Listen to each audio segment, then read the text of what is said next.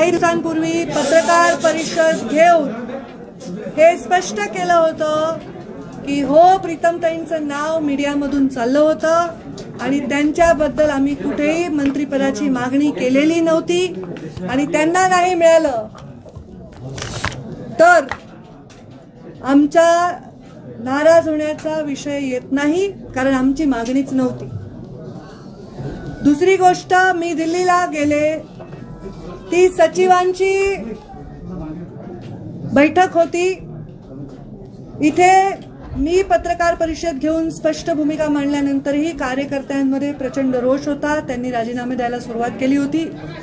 मी दिल्लीला गेले, ती सचिवांची बैठक होती, त्या सचिवांच्या बैठकीमध्ये संघटनेचा विषय होता।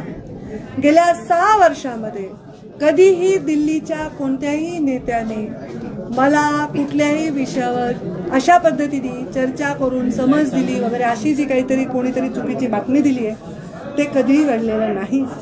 आमची प्रधानमंत्री नरेंद्र मोदींवर अत्यंत सुंदर बैठक पार पडली, अत्यंत इंटरॅक्टिव्ह बैठक पाडली आणि ती 100% संघटनेला समर्पित बैठक होती। त्याबद्दल कुठेही भाष्यता न करण्याचा आमचा नियम असल्यामुळे मी त्याच्यावर फारशी चर्चा करणार नाही। मी मागणीच केली नसल्यामुळे मी जाऊन तिकडे लोकांना काही बोलेन नेत्यांना हे अपेक्षितच नव्हतं। परंतु राजीनामा सत्र जे चालू होतं त्याच्यावर नक्कीच मी राष्ट्रीय अध्यक्षांना कानावर घातलं की असं पद्धत आहे, असं चालू आहे, लोक जरा नाराज आहेत। त्यांनी सांगितलं की हे तुम्ही सांभाळून घ्याल, असा विश्वास आहे, तुम्ही ते सांभाळून घ्याल आणि मी ते सांभाळून घेते। माझी भूमिका स्पष्ट झाल्यानंतर देखील कार्यकर्त्यांनी थोडासा नाराजी व्यक्त केली आणि त्यांचं जी नाराजी आहे त्यालाही सन्मान देऊन त्यांना सगळ्यांना मी समजवलंय, त्यांना आव्हान केलंय। संख्या खूप जास्त असल्यामुळे मला माईकवर त्यांच्याशी संवाद साधावा लागला आणि त्यांना बोलावं लागलं आणि त्यांना मी जे बोलले ते तुमच्या सर्वांसमोर आहे। त्यामुळे मला वाटत नाही की आता या विषयाला कुठल्याही प्रकारचा वेगळा रंग देण्याची आवश्यकता आहे। राजीनामा झालेले त्यांचं पुढे आता काय, जे तुमच्या कार्यकर्त्यांनी राजीनामे दिलेले आता पुढे काय होणार? ते राजीनामे मला वाटतं भाजपाच्या नेत्यांनी पण बोललेत, आशिषजी शेलार बोललेत, प्रवीणजी दरेकर बोललेत, राम शिंदे बोललेत, मला वाटतं स्वतः देवेंद्र फडणवीसही बोललेत की आम्ही नाराज नाही, आता अजून कोणी बोलायची आवश्यकता नाही। मी असंही सांगितलंय की माझ्या कार्यकर्त्यांनी राजीनामे दिलेले मला मंजूर नाहीत, ते मागे घ्यावे।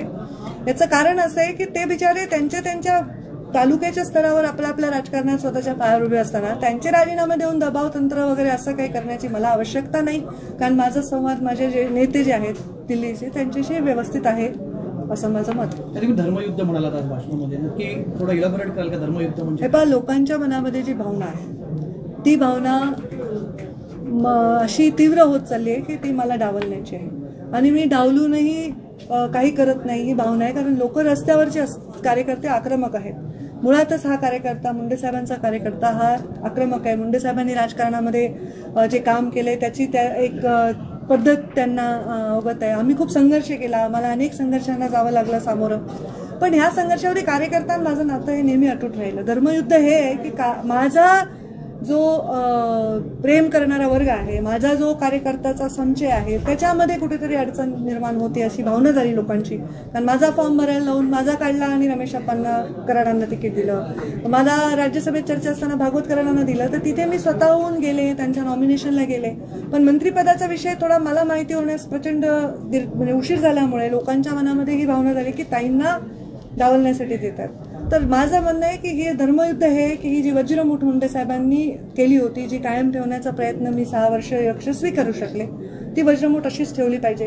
कोणाला काही पद दिलं, कोणाला काही सन्मान दिला म्हणून आमचं नातं खराब होऊ नये ना, माझं त्यांच्याशी नातं खराब होऊ नये, कराड आणि बाकी ज्यांची संधी मिळाली त्यांच्याशी, आणि समाजातील लोकांचंही मन खराब होणे, हे धर्मयुद्ध आहेच आहे, आम्हाला लढावंच लागणार आहे। संघटित समाजाला हे नेहमी प्रश्न असतात।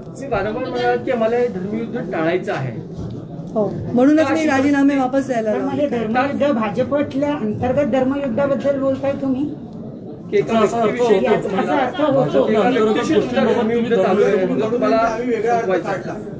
नाही, मी असं काही म्हणणार नाही, जिथे काढला तिथेच म्हणेन। मी जे बोलले तेच बोलले।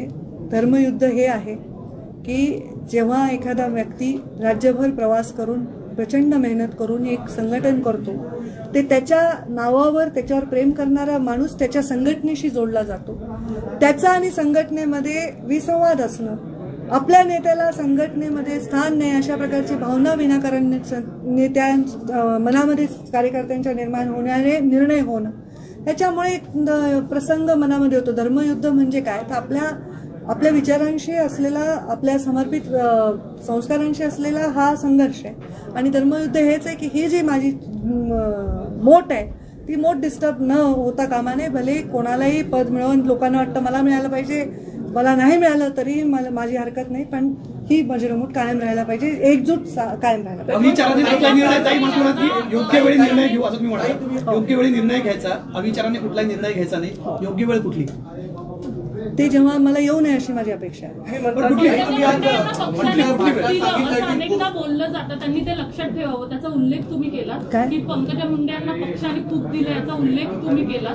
अनेकांना दिलं गेलं आणि त्याचाही उल्लेख केला. तर तुमच्या बाबतीत हे सतत बोलून दाखवलं जातं. हे पहा, अत्यंत चांगला प्रश्न विचारला प्राजक्ता. मी माझ्याविषयी गेल्या 2-3 दिवसात जे जे स्टेटमेंट आले ते सगळे मी लिहून ठेवले. त्याच्यामध्ये भारतीय जनता पार्टीचा कोणताही नेता नकारात्मक नाही बोलला, खूप चांगलं आणि सकारात्मक आणि आशावादी बोलले. प्रत्येक नेता म्हणाले की नाही ताई सांभाळून घेतील, कार्यकर्त्यांचा संताप हा विद्रोह. काही नेत्यांनी असं स्टेटमेंट केलं की पंकजा मुंडे लक्षात ठेवतील, आणि हे स्टेटमेंट त्या नेत्यांकडनं किंवा काही लोकांकडनं वारंवार आलं. तर माझं हेच म्हणणं आहे की मला पक्षाने दिलं हे मी लक्षातच ठेवते, पण पक्षाने मला माझ्यावर अनेकांना दिलंय.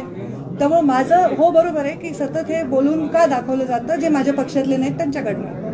तुम्ही म्हणता की आपली भाषण किया तो आपने कहा कि प्रधानमंत्री मोदी, मैं पूरा हिंदी में बोलूं वापस से? सवाल ये है कि आपने जो भाषण किया उसमें कहा कि प्रधानमंत्री मोदी, अमित शाह, जेपी नड्डा आपके नेता है, लेकिन देवेंद्र फडणवीस जो महाराष्ट्र के नेता है उनका नाम लेना शायद आप भूल गई या? मैं राष्ट्रीय स्तर पे काम कर रही हूँ, महाराष्ट्र के कोई भी पद पर मैं नहीं हूँ. मेरे नेता राष्ट्रीय स्तर पर ही है. तुम्ही जे वारंवार म्हणालात की आपली शक्ती कमी करण्याचा हा डाव आहे जो आपण पूर्ण होऊ देणार नाही, आणि पुढचा मार्ग मला खडतर दिसतोय. हो, खडतर दिसतोय मला मार्ग, कारण आज आघाडीचे सरकार आहे महाराष्ट्रामध्ये. 3 पक्ष एका बाजूला आहेत. नगरपालिकेच्या निवडणुका आहेत, महानगरपालिकेच्या निवडणुका आहेत, जिल्हा परिषदेच्या निवडणुका आहेत. त्यामध्ये जर माझा कार्यकर्ता अगतिक असेल, माझा म्हणजे माझ्यामुळे माझ्या पक्षाशी जोडलेला आणि पक्षामुळे माझ्याशी जोडलेला, या दोन्ही कार्यकर्ते जर अगतिक असतील तर ते खडतरच मार्गाकडे जाणारी दिशा आहे. आणि ते होऊ नये, त्यांनी शांत राहावं, त्यांनी संयमाने राहावं, त्यांनी स्वतःच्या मजबूतीने राहावं, ही माझी अपेक्षा आहे. डोळे चोळून बघा, एकदा तुम्ही उल्लेख केलेला आहे. कोणतं दृश्य जे वारंवार तुमच्या समोर येतं ते डोळे कोणतं दृश्य नाही, एखादं दृश्य जेव्हा आपल्याला अस्पष्ट दिसत असतं तेव्हा आपल्याला आपण एकदा डोळे चोळून बघतो की ते खरंच अस्पष्ट आहे का स्पष्ट आहे. तर मी आता डोळे चोळून बघितले की हे जे झालंय हे म्हणजे असं कुठल्याही चुकीच्या भावनांनी नाही झालंय.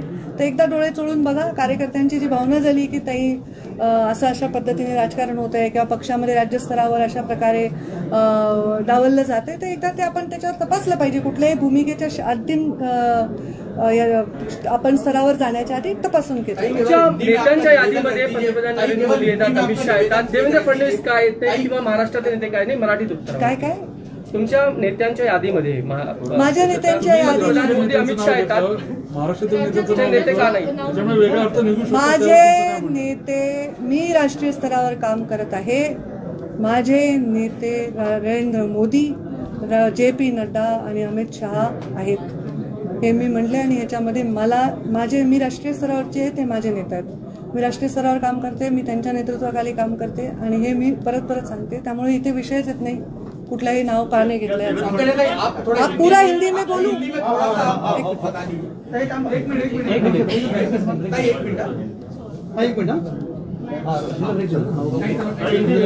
एक मराठीत एक छोटासा प्रश्न. मी म्हणाल की ज्या दिवशी अंगावर छत पडेल त्या दिवशी नेमकं काय? आता हे पहा, मला वाटतं की चांगली वक्ता आहे. आय डोंट नो तुम्हाला काय वाटतं, पण वक्ता जेव्हा बोलत असतो ना तर त्याचा सगळ्या अंगाने त्याचा विचार केला पाहिजे. तो आपलं भाषण फुलवत असतो. तुम्ही जर बघितलं माझे भाषण, मी पब्लिकशी संवाद साधते. मी असं उभा राहून धडधड माझे मुद्दे बोलून जात नाही, किंवा मी ते ऐकतायत का नाही याची दखल घेत नाही असंही नाही होत. त्यांना इन्व्हॉल्व ठेवते. आणि माझा फॉलोअर आहे, शहरी फॉलोअर आहे. जशाला जे अपील होईल ते वाक्य बोलते, अलंकारित बोलते, चांगलं बोलते. चांगलं वक्तृत्व आहे. प्रत्येक गोष्टीचं आपण किस पाडण्याची आवश्यकता नाही. हिंदी में आपका निवेदन रख दीजिए. मैं आज जो कार्यकर्ता पूरे राज्य भर से आए थे, कुछ तेलंगाना, मध्य प्रदेश, गुजरात से छोटे छोटे पंचायत के सदस्य वगैरह आए थे, आज उन सब से मैंने बातचीत की. बातचीत जाहिर तरीके से करनी पड़ी क्योंकि बहुत संख्या में आए थे. माइक लगाकर उनसे संवाद किया. आपने देखा कि वो भी बात कर रहे थे और मैं भी उनसे बात कर रही थी. उन्होंने सबने रेजिग्नेशन दिया था और ये रेजिग्नेशन का कारण उनका असंतोष बताया था. वो असंतोष ये था कि उनकी इच्छा थी कि भारतीय जनता पार्टी में मंत्रिमंडल जो अभी प्रीतम ताई काम कर रही है, जो मेरी बहन है, जो सांसद है, लोकसभा से चुन के आई है, उनका नाम चल रहा था मीडिया के माध्यम से और चर्चा हो रही थी. तो उनका नाम चलने के बाद उनको मंत्री पद नहीं मिला. वो तो है ही नहीं, पर डॉक्टर भागवत कराड़ इनको मिला. उस बारे में मैंने ऑलरेडी पत्रकार परिषद लेकर कुछ दिन पहले खुलासा किया था कि मेरे परिवार ने, प्रीतम मुंडे ने कभी कोई मांग नहीं की कि हम मंत्री पद चाहते हैं. मैंने कोई नेता से इस बारे में कोई बात नहीं की. तो हमारी जब हमने मांग ही नहीं की तो नाराजगी का प्रश्न उद्भवता नहीं है. और इसमें जो डॉक्टर कराड़ को मिला वो भी मुंडे साहब के कार्यकर्ता हैं, मुंडे साहब के विचारों पे चलने वाले कार्यकर्ता हैं और उनको मिला है तो मैंने उनका अभिनंदन किया. वो मुझसे उम्र में बड़े हैं, उनका अवमान न हो ऐसा आह्वान मैंने लोगों को किया. और मैंने ये स्पष्ट किया है कि हमारी कोई मांग नहीं थी. लोगों के बीच में इसलिए दुख है, इसलिए थोड़ा सा असंतोष है क्योंकि लोग चाहते हैं कि अपने नेता को ताकत मिले. पर मैं ये समझती हूँ कि कोई पद से ताकत मिलने की आज आवश्यकता लगती नहीं. इतना वीक नेता होता नहीं है. और मैंने अपने और एक चीज़ को मैं स्पष्ट करना चाहती हूँ. मैं दिल्ली गई थी तो मेरी संगठन की बैठक थी, मैं राष्ट्रीय सचिव के तौर पे गई थी. दिल्ली में ऐसी कोई भी बात हुई नहीं. कुछ माध्यमों ने ये चलाया कि हमें मोदी जी ने डांटा या हमने मोदी जी ने कुछ बताया. ये सब गलत बात है. मोदी जी के साथ बहुत ही सुंदर मार्गदर्शन हुआ, बहुत ही सुंदर आदान प्रदान विचारों का हुआ और 100% संगठन की बैठक थी. उन्होंने ऐसी कोई बात कभी कही नहीं. और जेपी नड्डा जी हमारे राष्ट्रीय अध्यक्ष हैं, मैंने उनसे भी बातचीत की. ये राजीनामा लोग दे रहे हैं, रेजिग्नेशन दे रहे हैं और उनके बारे में मैंने चर्चा की और किसी ने मुझे पूछकर जवाब मांगा नहीं. मैंने खुद से उनसे चर्चा की और उनको सारी चीज़ें बताई और वो उन्होंने कहा कि आप इसको संभाल लेंगे, हमें विश्वास है. और मैंने यही कहा कि लोगों का असंतोष है, मैं उसको संभाल लूंगा. अपने धर्म युद्ध जब तक टाल सकते हैं तब तक टालने की बात कही है, उसको थोड़ा विस्तार में. ये मेरे कार्यकर्ता है, ये बहुत बड़ा संचय है, ये महाराष्ट्र के कोने कोने में है. ये मेरी वजह से कुछ लोग पार्टी से जुड़े होंगे, कुछ लोग पार्टी की वजह से मुझसे जुड़े होंगे. तो ये जो लोग हैं इनके मन में अगर हमेशा ये रहा कि प्रश्न चिन्ह कि हम क्या करें, हमारी नेता का क्या है, मैं उनको चाहती हूँ प्रश्न चिन्ह से वो बाहर निकले, वो द्वंद्व से बाहर निकले. और ये धर्म युद्ध होता है हमेशा आर या पार. जो मेरा कार्यकर्ता थोड़ा आक्रामक है वो हमेशा, जबकि मैंने प्रेस लेकर क्लियर करके भी उन्होंने राजीनामा दिया तो मैंने उनको ये कहा कि मुझे इस धर्म युद्ध में नहीं जाना है. मैं नहीं चाहती कि मेरे नेता के पद के लिए कार्यकर्ता शहीद हो जाए और अपने पदों से रेजिग्नेशन दे. वो उनके पद बहुत ज़्यादा मेरे लिए मायने रखते हैं.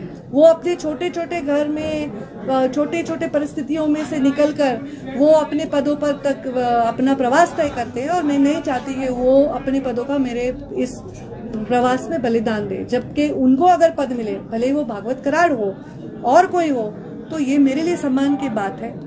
मैं जातिवाद में विश्वास नहीं करती, पर ये जो जाति है वो एक संघ है, एक दिशा में जाने वाली है और इसमें अगर कोई टूट पड़ती है तो मेरा दिल दुखता है. मैं नहीं चाहती कि वो टूट पड़े. लेकिन आपने सही समय आने की बात की, आपने कहा कि सही समय आने पर निर्णय लिया जाएगा. आपने कहा सही समय आने पर निर्णय लिया जाएगा, अविचार से कोई निर्णय नहीं लेना. वो सही समय कौन सा है, सही समय पर कौन सा निर्णय लेने की बात आप कर रही हैं? जब वो आएगा तब मुझे पता चलेगा. अभी कार्यकर्ताओं का संवाद अलग होता है और पत्रकारों से संवाद अलग होता है.